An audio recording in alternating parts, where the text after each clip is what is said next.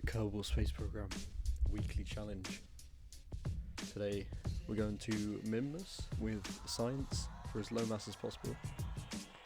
This thing weighs about 4.7 tons. You can see me performing the very ungraceful takeoff here as we begin our ascent. This stage right here, all the inspiration behind it, it's very heavily inspired by a video called 5 Tons to Tylo. I can't actually remember who made it now, oh god, but it's a very brilliant video. If you look up 5 Tons to Tylo, it's the first thing that comes up. But right now we're just performing our circularization burn, extending the solar panels with the those 5 amp engines, which worked surprisingly well. I sort of had the idea to maybe use ant engines because I remembered seeing someone use them for something like this at some point, and I just strapped 5 of them on with that one small fuel tank, and it worked really well actually. I was kind of surprised. Just gonna in that begin one of our many burns, try and raise our approaches to the level of minmus. This craft has plenty of delta V for this, more than enough. Well, definitely more than enough, a lot more than enough,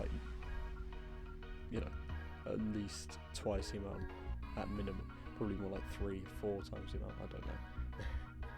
At least once it was in orbit, but it was, I originally was going to do Drez, but I realised I just wouldn't enjoy it because the only way I could make it reasonably, without having to do half an hour long burns with ion engines would be loads of gravity assists, and I'm not very good at gravity assists beyond just using the mon to get you ejected and using Tylo to get you captured at Joule. So I decided I wasn't going to do that. I didn't want to get too bored. And also I just want to enjoy it, and in the end what really matters is that you want to enjoy it when you play the game. So when I eventually get around to learning more complex gravity assists, I'd like to do it in a craft that doesn't have a TWR of 0.07, which would be really lovely. And at this point I may have overshot a bit. I tabbed out to watch Everyday Astronaut and then realised, oh god, burn. So that burn was incredibly inefficient because obviously we didn't do it very abscess. It just meant I only had to do it just meant I could get a encounter off one burn very easily, and as I said, this thing has way more delta V than it would ever need for a minmus mission, so it didn't really matter. Just warp over to this and just capture a minmus, which is quite easy to do. You don't need to. It takes very little effort to get captured at minmus. I mean, it is my favourite planet to go to. It's quite cool looking, I will say, but also it's just very easy to put big bases on because it doesn't have a big gravity, and it has huge flat areas for big complexes, big whatever. If you have something incredibly tall, or not incredibly tall, but reasonably tall, very easy to get it stable on minmus, just because of those huge flats. And so we're just going to come into land, a very inefficient burn, but you know what, it's fine. We have plenty of delta V, as I've said before, in that iron engine with its couple xenon tankers. So I think once we land, we landed. The landing was a bit stupid. I don't know. I just decided that landing at anything over 1 meter per second would destroy the entire craft. So we just slowed the pitch down. You can see how slow I was moving at this point. I just started going upwards. It was just completely unnecessary.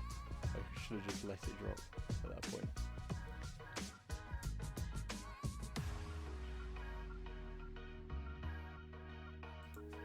Just get him out, plant a flag, take a E-surface sample and an EVA report, and then we'll get back into the ship, do a load of science, and then collect it with the Kerbal to allow us to take it back, because Doubles can store one science experiment of each type from each biome or something like that, which is very helpful for this because it allows us to just, it means we don't have to take like an experiment storage unit.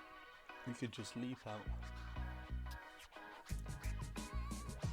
and do what we want, just drift back down to the surface. So we're just going to plant our flag here, let everyone know that we came here and we landed here because, we're really cool. Just speed it up a bit, just do all the signs,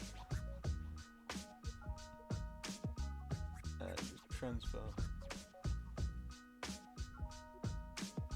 all the signs over to the curve.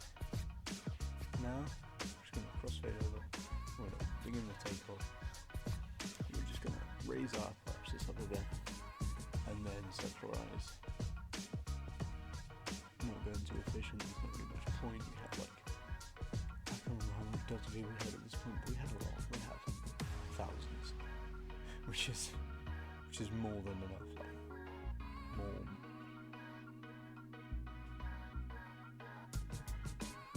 As I'm sure I've said a lot of times, that is more than enough. So we're just gonna raise our periapsis around Kerbin, or lower our periapsis around Kerbin by escaping minmus to more than one bird, let's say. Quickly turn them around, and final one. There we go. Just turn them back up to periapsis. Oh, sorry, up. Just lower our periapsis around Kerbin, and we're not going to empty the atmosphere just yet. We're going to first lower our periapsis to within the Mun's orbit. So just turn what down, burn retrograde, and there we go. Now we're going to go back up to apoapsis, burn retrograde again, just a tiny bit, just to bring our periapsis just into the atmosphere, turn off RCS on the Kerbal so that he can deploy his parachute when he gets out of seat.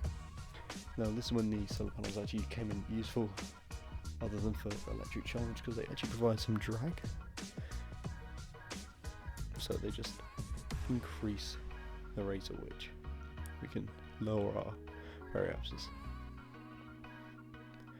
And just keep burning. And I think we're on to our final burn, final retrograde burn, just to bring our periapsis within, just bring us completely within the Kerbin's atmosphere.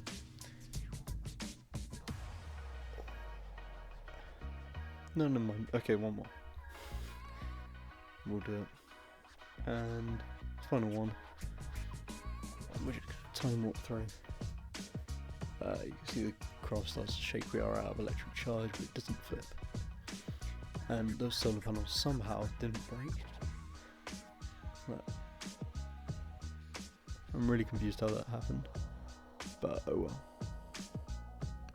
I don't know what I'm saying. Oh well. It's actually very helpful. We're just going to parachute down, like the daring people we are. We don't need capsules. Oh, we need one of those.